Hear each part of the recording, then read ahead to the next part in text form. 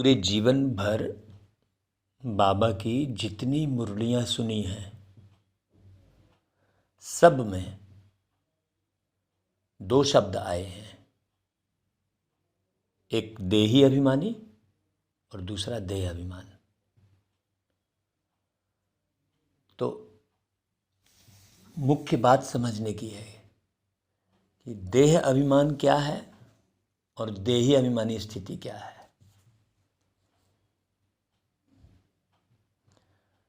अगर देही अभिमानी स्थिति है तो अंदर दिल में सबके प्रति उपकार करने की भावना हिलोरे लेती रहेगी, किसका कल्याण कर लूं। और कोई भी उदास हताश आत्मा को देख नहीं सकेंगे। ऐसा लगेगा किसकी न सेवा कर लूं, और उसके एवज में कुछ अंदर में सूक्ष्म में भी चाहत नहीं रहेगी, धन्यवाद पाने की भी चाहत नहीं रहेगी।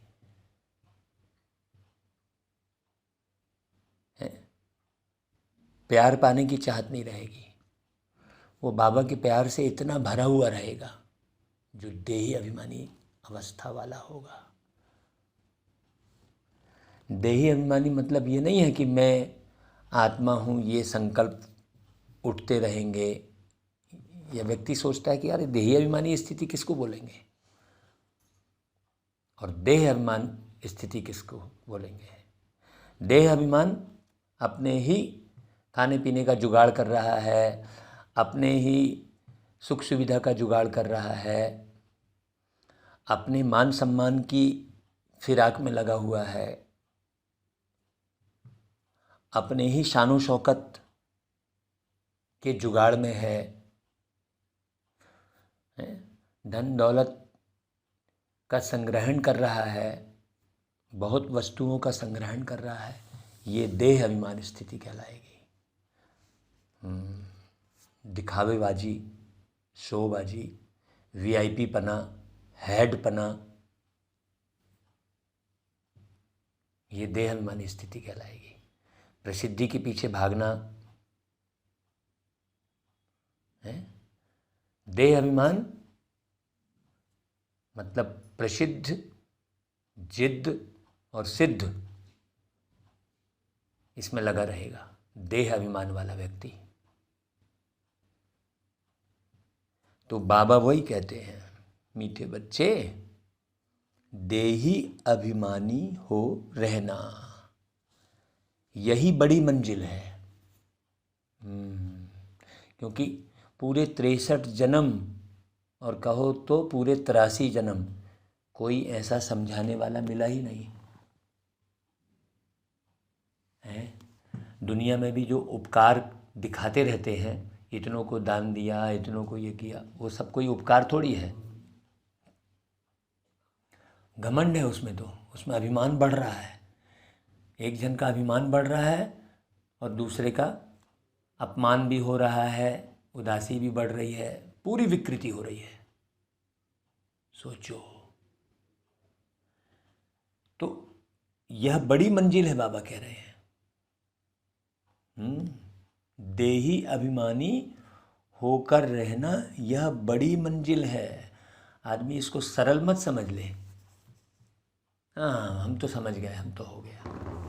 नहीं, देही अभिमानी को ही ईश्वरी संप्रदाय कहेंगे। मतलब जो अपनी शानो शौकत में ना रहे, जो सिंपल सो सैंपल। अभी प्राय लोग मिलते हैं, जैसे मुझे जब मैं आ रहा था तो मैंने कार्यक्रम के लिए हम जा रहे थे, तो एक भाई का किसी का फ़ोन आया, तो बढ़िया उसे हम समझाए। तो पीछे एक व्यक्ति सुन रहा था, तो बोले वाह आप इतने अच्छे बड़े सिंगर हैं, आप भागवत कथावाचक हैं। अरे आपको तो बढ़िया कुछ स्टेटस भी, आजकल दुनिया स्टेटस देखती है जी, हम तो आपको बिल्कुल साधारण समझ रहे थे। थोड़ा आपका रहन सहन भी बिल्कुल वैसा होना चाहिए ना, एक आध बढ़िया महंगा वाला सेल फ़ोन रहना चाहिए, हाथ में राडो घड़ी होना चाहिए, बढ़िया सोने की चैन होना चाहिए, वो ऐसे कह रहा था।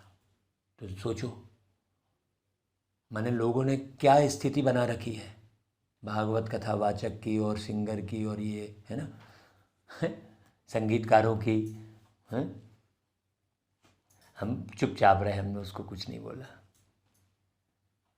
देखो, मतलब इस प्रकार की प्रवृत्ति वाले कौन सी स्थिति के कहलाएंगे? आसुरी संप्रदाय के कहलाएंगे।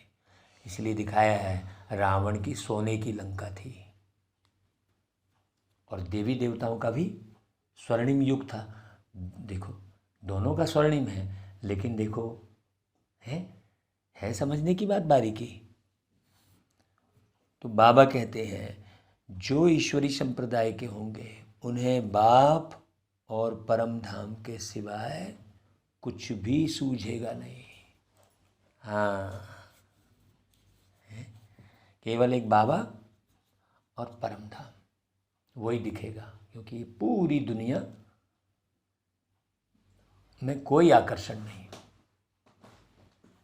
बाबा कहते किस एक बात की धारणा से भविष्य 21 जन्मों के लिए पूंजी जमा हो जाती है। कौन सी एक धारणा? श्रीमत पर, अपने ऊपर और सब पर उपकार करने से। उपकार वही कर सकता है जो पूरा देही अभिमानी बने, जिसकी बुद्धि शुद्ध हो। हाँ, वही उपकार कर सकता है। देह अभिमान में आने से अपकार हो जाता है और जमा हुई पूंजी भी खत्म हो जाती है। ऐसा हो जाता है जैसे कि खूब सुंदर चित्र बनाया और एक काला ब्रश चला दिया, खत्म, तो घाटा पड़ जाता है। क्रोध का भूत भी अपकार कराता है। अब क्रोध का भूत भी कहाँ से आता है? अपने अभिमान में आने से। इसलिए अपना स्वभाव बहुत बहुत मीठा बनाना है। यह कौन आज आया सवेरे सवेरे, ये गीत बजा है। ओम शांति।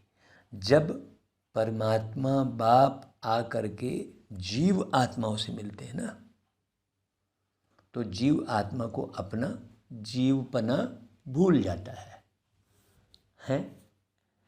हाँ, कितनी गहरी बात है। बाबा जब मिलते हैं तो ये देह की सुध बुध भूल जाती है।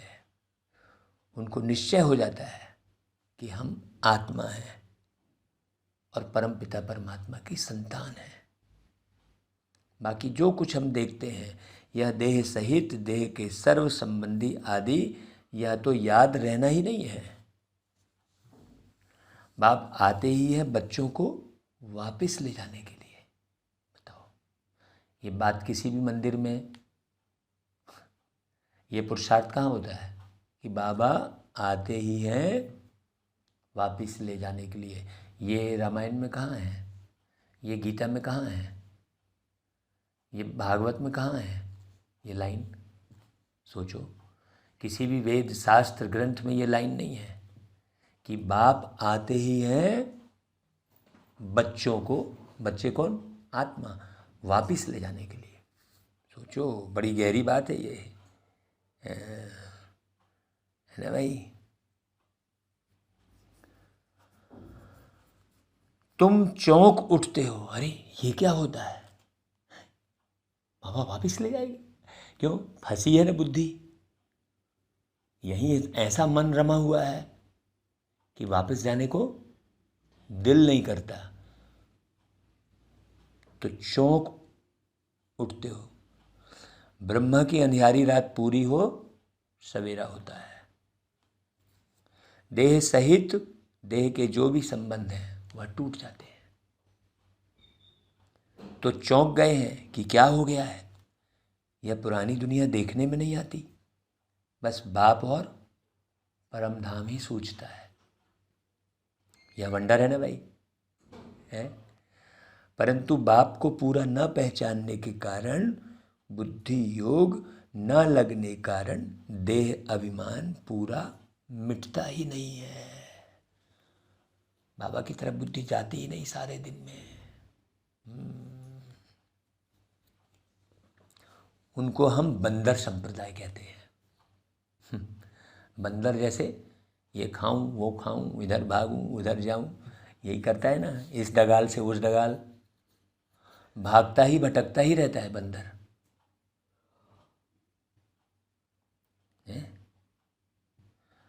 जब देही अभिमानी बने तब ईश्वरी संप्रदाय कहें।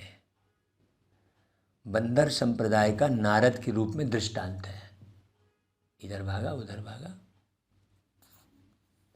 वह भी भक्त था,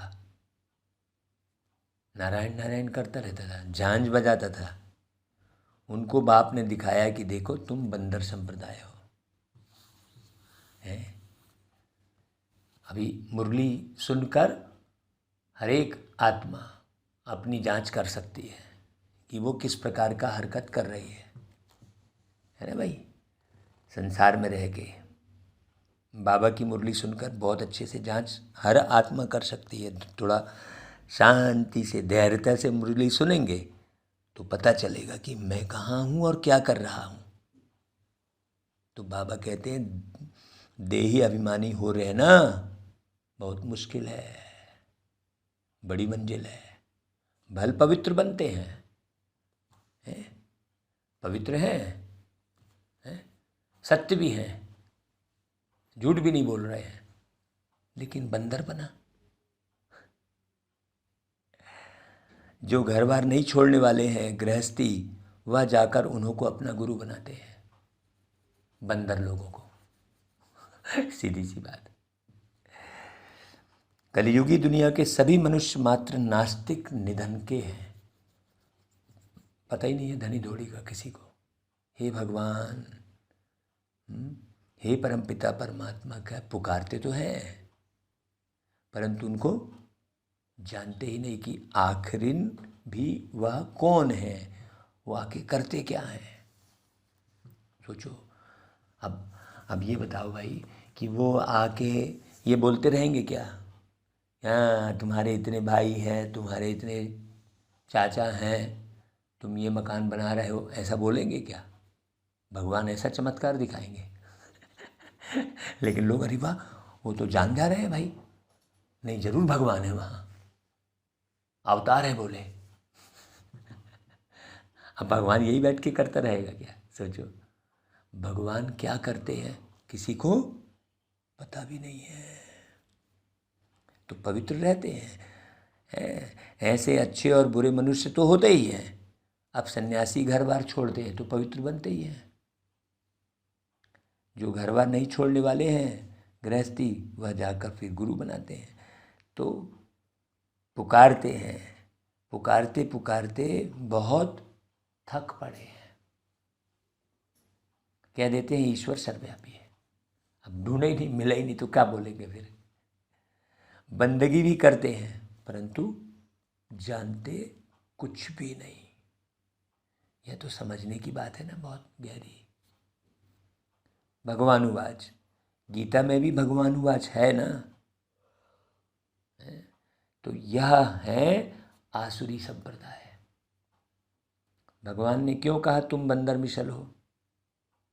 अपनी शक्ल तो आईने में देखो। क्यों कहा भाई? भगवान को जानते नहीं, ढूंढते रहते हैं। इसलिए मनुष्यों को ही भगवान मिलना चाहिए ना भाई। मनुष्य ही ढूंढते हैं तो फिर ये योनि और वो योनि और ये अवतार वो अवतार वाली कोई बात ही नहीं रह गई। ढूंढते हैं परंतु मिलते नहीं। तो जब भगवान आए तब तो आकर मिले भाई, अपना परिचय दे। गीता में पूरा परिचय है। कहते हैं मैं रुद्र हूँ, मुझ रुद्र ने यह ज्ञान यज्ञ रचा है। अगर कहें श्री कृष्ण ने रचा तो कहें मैं श्री कृष्ण तुमको राजयोग सिखाता हूँ, ऐसा कहेंगे। परंतु श्री कृष्ण ज्ञान यज्ञ तो होता ही नहीं। या तुम बच्चे ही जानते हो, बाकी तो सब मनुष्य मात्र आयरन एज्ड हैं। अब श्री कृष्ण के लिए कह दिए गौएं चराते हैं तो भाई कौन सी गौएं चराते हैं, कौन है गौएं और क्या चराते हैं श्री कृष्ण जी? सोचो, हम सब पवित्रता के मार्ग को पकड़ने वाली, सत्यता के मार्ग को पकड़ने वाली गौएं हैं, जो हम ज्ञान चारा चर रहे हैं। तो यह तो तुम बच्चे जानते हो, बाकी सब मनुष्य मात्र मुख से पत्थर ही निकालते रहते हैं। झूठ बोलने वाले के लिए कहते हैं, इनका मुंह तो जैसे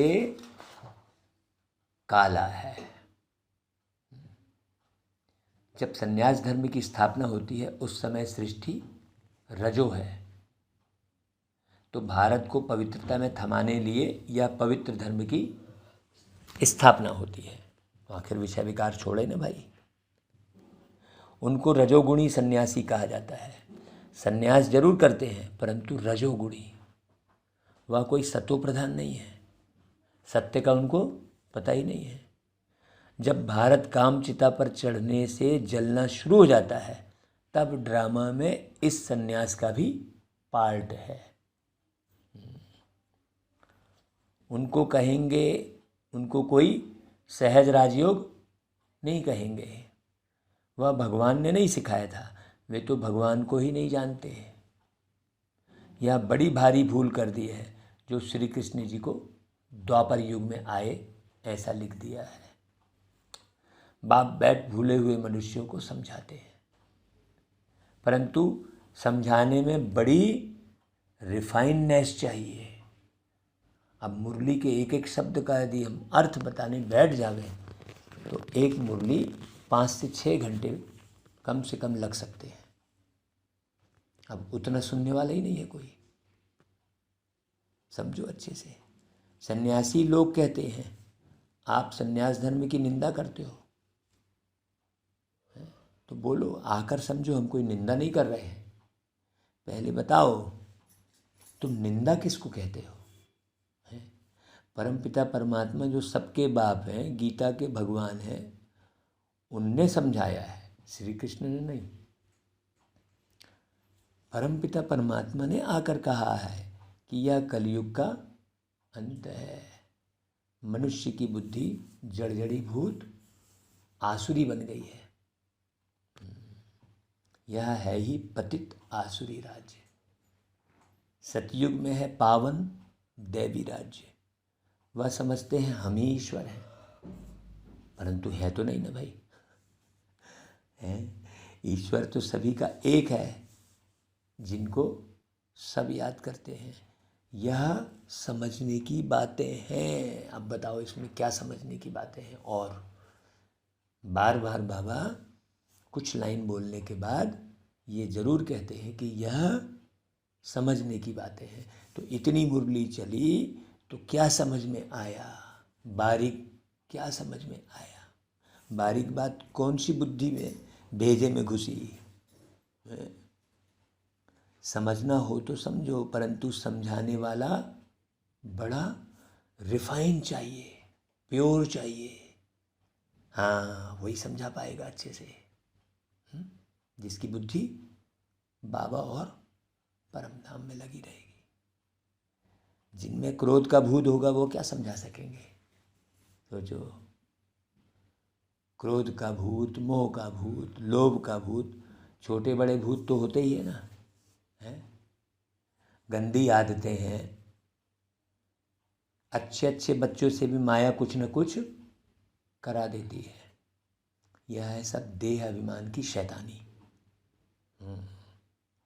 देह अभिमान आया तो फिर जैसे कि बंदर हो जाता है, फिर वह मंदिर लायक बन न सके, मतलब देवी देवता के युग में नहीं आ सकेगा वो।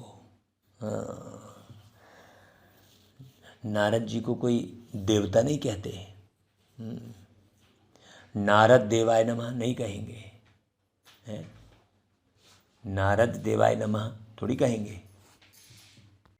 तुम जानते हो मंदिर लायक देवी देवताएं ही बनते हैं। जो देव आत्मा होगी वही मंदिर लायक मतलब अपने मन के अंदर की सफाई करेगी, वो मन मैला नहीं करेगी। जो देवात्मा होगी ना, वो मन मैला नहीं करेगी, है ना। तो जिनका मन साफ होता है, उन्हों के लिए ही मंदिर बनाया जाता है। फिर सतयुग में तो सारी दुनिया को शिवालय कहा जाता है। सभी मंदिर में ही रहते हैं हमेशा।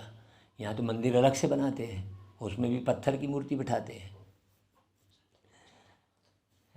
सतयुग तो पूरा ही मंदिर है, सृष्टि ही पूरी पवित्र मंदिर बन जाती है, विश्व शिवालय बन जाता है, जिसमें यथा राजा रानी तथा प्रजा सब पवित्र रहते हैं।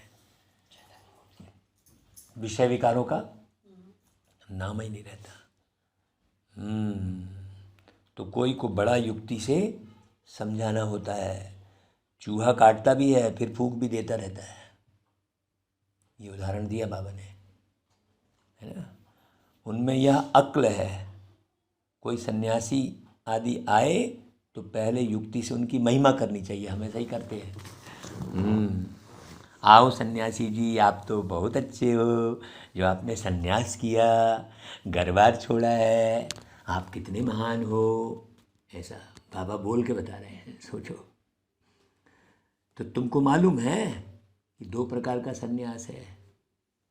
एक है घर बार छोड़ने का सन्यास, और दूसरा है घर बार ना छोड़ने का सन्यास।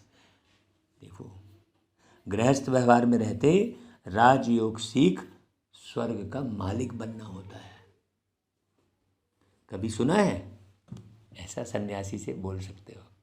बाबा देखो, एक एक बात मुरली में सिखाते हैं। बारीकी से, ध्यान से, रुक रुक के मुरली पढ़ेंगे, सुनेंगे तो सेवा के लायक बनेंगे। और नहीं तो फॉर्मेलिटी बतौर पे ऐसे बहुत विद्यार्थी पढ़ रहे होते हैं, हिंदी, गणित, विज्ञान, ढेर सारी किताबें, ये भारी बस्ता रहेगा पीछे, और पढ़ना लिखना एक भी नहीं। रोज़ बस्ता ढो के जाएंगे स्कूल, हैं, और रोज़ घर में आके बस्ता फेंक देंगे, और बस बता सब समझेंगे हाँ ये पढ़ रहे हैं भाई, हैं, और पढ़ते लिखते कुछ है नहीं। हाँ, तो सोचो।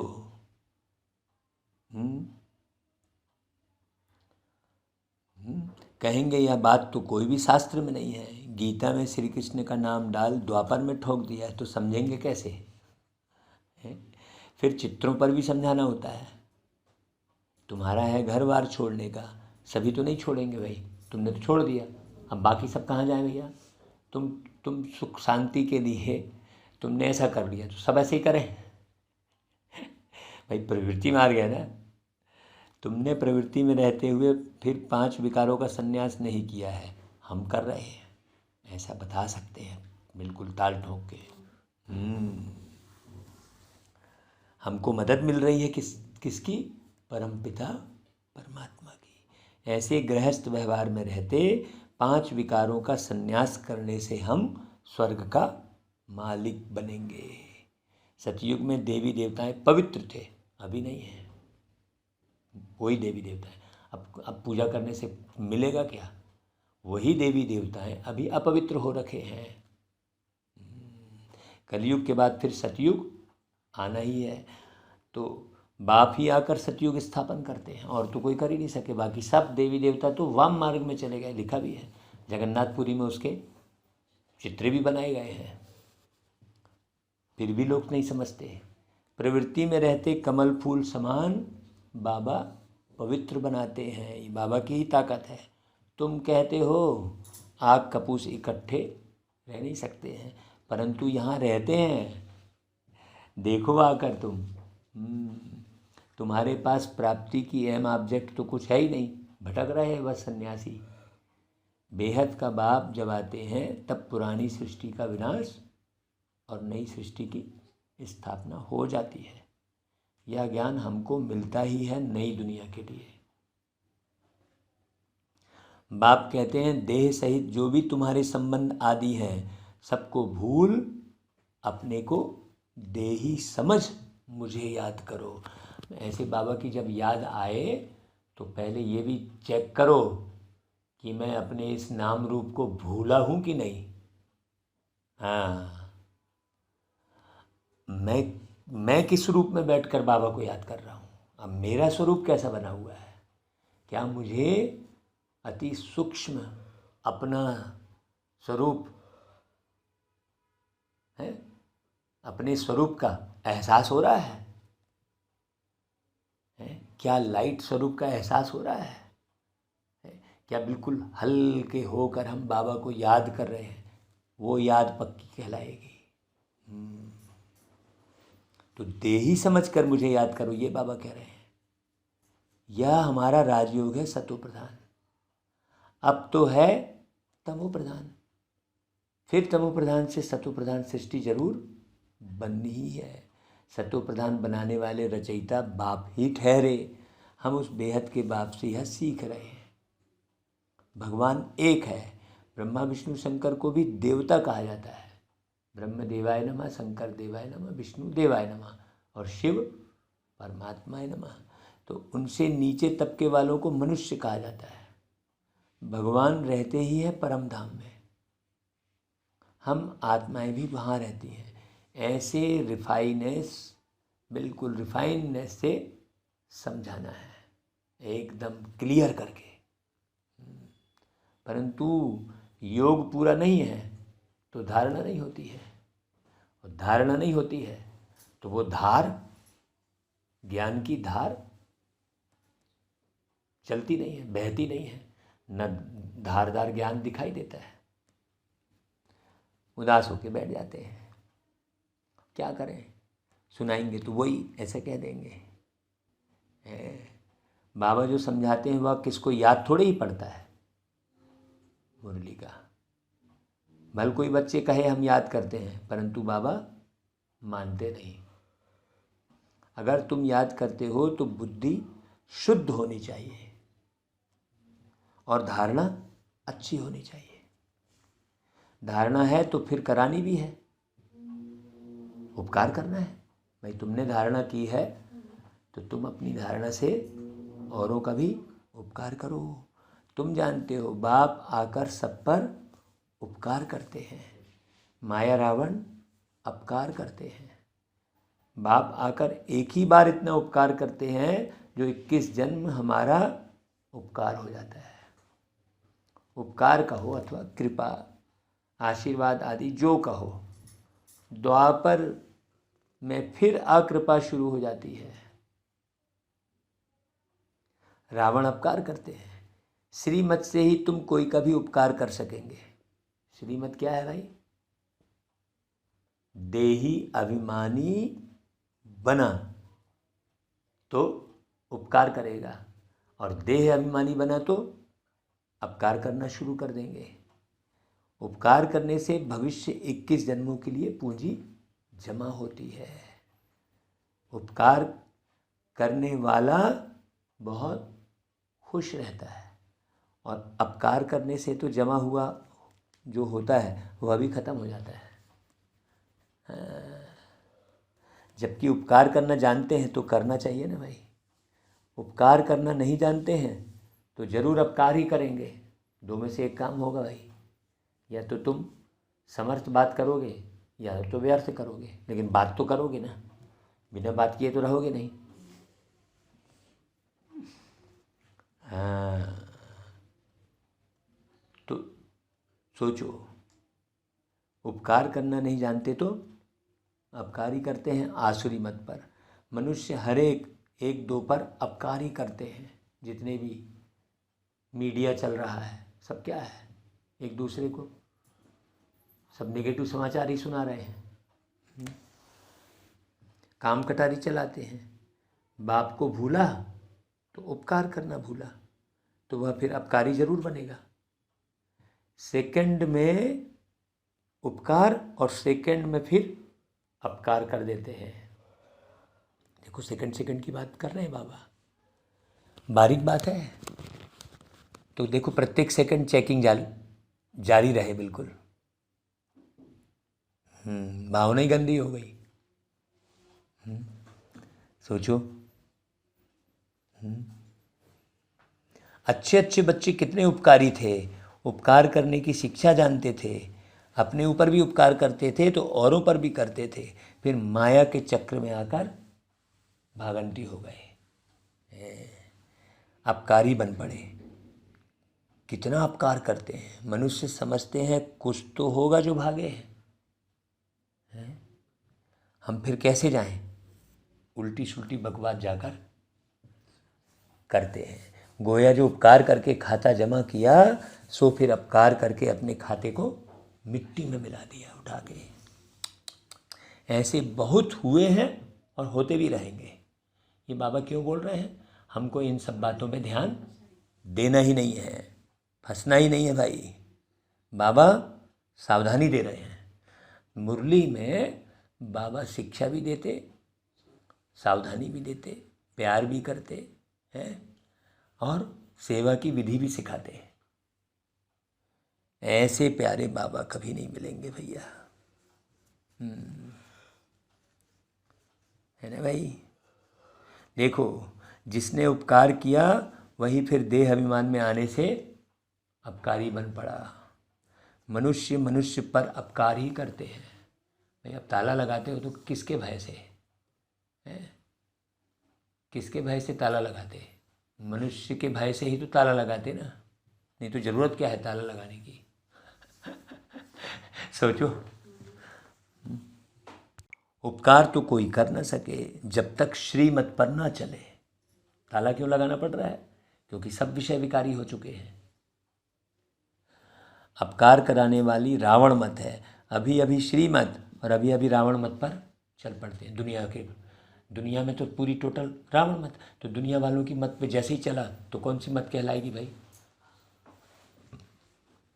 तो हमको दुनिया वालों की मत पर थोड़ी चलना है, हमको तो दुनिया के मालिक की मत पर चलना है, जिसने दुनिया बनाई। सोचो है? तो अभी अभी श्रीमत, अभी अभी रावण मत पर चल पड़ते हैं। क्रोध का भूत आया और अपकार कर लिया, बाप पर अपकार का कलंक लगा दिया। कहेंगे देखो बड़ा बाप का बच्चा बना था और अभी देखो क्या किया, तो कलंक लग गया ना, निंदा करा दी। बाप क्या कहेंगे? ईश्वरीय औलाद ऐसे होते हैं, वह फिर दिल से पूरी तरह उतर जाते हैं। कोई का भूत निकल जाता है तो फिर महिमा भी करते हैं। क्रोध बहुत खराब है, इसलिए बाबा हमेशा कहते हैं मीठे टेम्पर वाले बनो, मीठा टेम्पर हो, मीठा स्वभाव। क्रोधी टेम्पर अज्ञान है। बाप समझाते हैं ममत्व को बिल्कुल छोड़ देना है। भाई गुस्सा भी कहाँ आता है? जहाँ ममत्व चिपका रहता है। ममत्व टूटते टूटते जब अंत का समय आएगा तब संपूर्ण बनेंगे। तो रेस है ना। बच्चे जानते हैं मम्मा बाबा पहले पहुँचते हैं, तो उनकी मत पर चल फॉलो करना चाहिए, धारणा करनी चाहिए। हाँ, माँ बाप के दिल पर चढ़ेंगे तो तख्त पर भी बैठेंगे ना। तो अपने से पूछना है कि हम लक्ष्मी को वरने अर्थात माँ बाप के तख्त पर बैठने लायक बने हैं क्या? पूछो। अगर समझते हैं हमारे में क्रोध है तो वह कभी भी दिल पर चढ़ ना सके, न भविष्य में महाराजा महारानी बनेंगे। कदम कदम श्रीमत पर चलना है। जो श्रीमत पर चलते हैं उन्हें ही कदम कदम बाबा की मदद मिलती रहती है। मदद का एहसास बिल्कुल होता रहता है कि बाबा हमारे संग संग चल रहे हैं। अगर ट्रेटर बन पड़े तो जाकर चंडाल बनेंगे। हूबहू कल्प पहले वाली बातें बाबा रोज रोज सुनाते रहते हैं, क्योंकि पहले भी ऐसा हुआ है तो बाबा को सब पता है। बाबा तो सच्चित आनंद स्वरूप है ना भाई, वो अचेत तो होता ही नहीं। हम तो एक शरीर में घुसे और अचेत हो गए, और क्या। स्वयं को शरीर समझना ही तो अचेतन अवस्था कहलाएगी। स्वयं को शरीर समझना माने शरीर तो मुर्दा है ना भाई, है वो अचेतन अवस्था कहलाएगी। है ना भाई। तो बाबा रोज रोज सुनाते रहते हैं, उनमें कहाँ भी फर्क नहीं पड़ सकता। कितना ज्ञान का नशा रहना चाहिए भाई, सोचो। परंतु जो सर्विस पर होंगे उनको रहेगा, जो जैसी सर्विस करते हैं उनको फल जरूर मिलता है। ये पूरे जीवन का अनुभव है। बाबा प्रति सेकंड साथ रहते हैं, प्रति सेकंड देखते ही रहते हैं हमारी तरफ, मेरा बच्चा कहाँ जा रहा है, क्या खा रहा है। हाँ, हर बात पे नज़र रहती है बाबा की। पानी भी पी रहे होते हैं ना, तो उसमें बाबा की नज़र रहती है कि मेरा बच्चा पानी पी रहा है। ये महसूस होता है। अरे भाई, नंबर 1 है नॉलेज देना, ज्ञान समझाना लोगों को। देखो मुख्य बोल रहे बाबा, नंबर 1 है। नंबर 1 में वही जाएगा जो सबको नॉलेज देगा अच्छी रीति बैठ के, निस्वार्थ भाव से।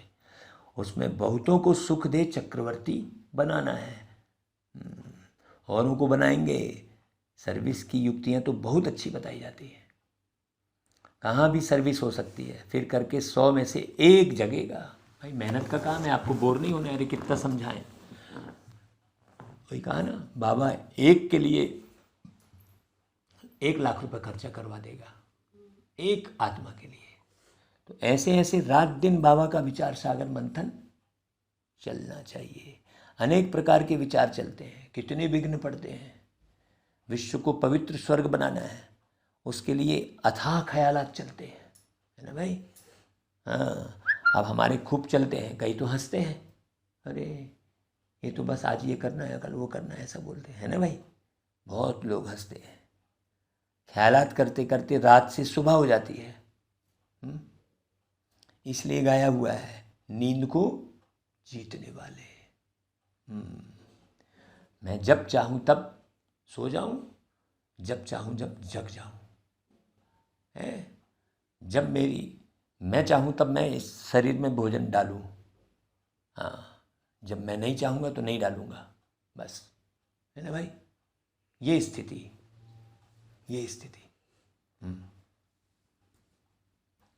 तो फिर सब कुछ एक एक चीज़ देख सकते हो आप।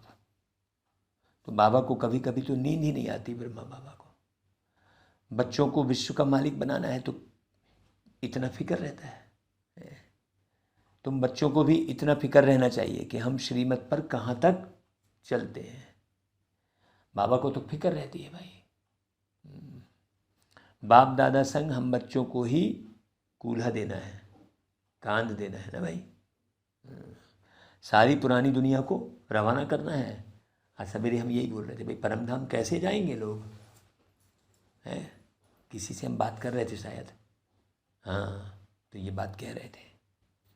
अच्छा, मीठे मीठे सिक्के लदे बच्चों प्रति माता पिता बाप दादा का याद प्यार और गुड मॉर्निंग।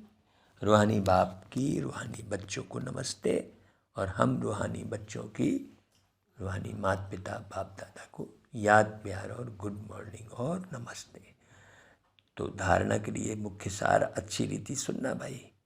कभी भी रावण की मत पर चल, देह अभिमान में आकर बाप का अपकार नहीं करना है, निंदा नहीं करानी है। श्रीमत पर अपना तथा सर्व का उपकार करना है। कैसा समय बीता ये ध्यान रखना है। सवेरे से शाम तक, हाँ, वो गीत है ना भाई, कि लड़ना मरना निद्रा भोजन नर और पशु में एक समान। मेरा दिन कैसे बीता, इसकी खचड़ पचड़ में, लड़ना मरना बार बार, निद्रा में, भोजन में समय बीता नहीं। श्रीमत पर अपना तथा सर्व का उपकार करना है। दूसरी पॉइंट, क्रोध का भूत प्रवेश होने नहीं देना है। बहुत मीठा स्वभाव बनाना है, युक्ति से सेवा करनी है। अच्छा भाई, वरदान, संपर्क में आने वाली आत्माओं को सदा सुख की अनुभूति कराने वाले। देखो क्या वरदान है।